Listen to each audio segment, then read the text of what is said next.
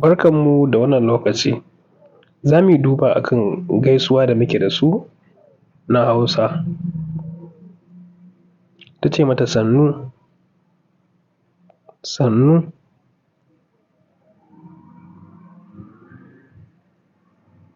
sai ta amsa mata da cewa yawwa, yawwa.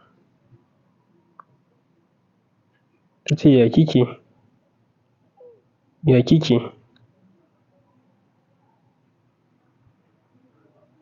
Ta ce lafiya lau, lafiya lau.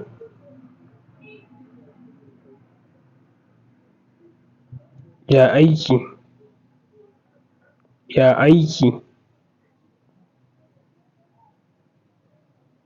Ta ce da godiya, da godiya. Ta ce na gode, na gode.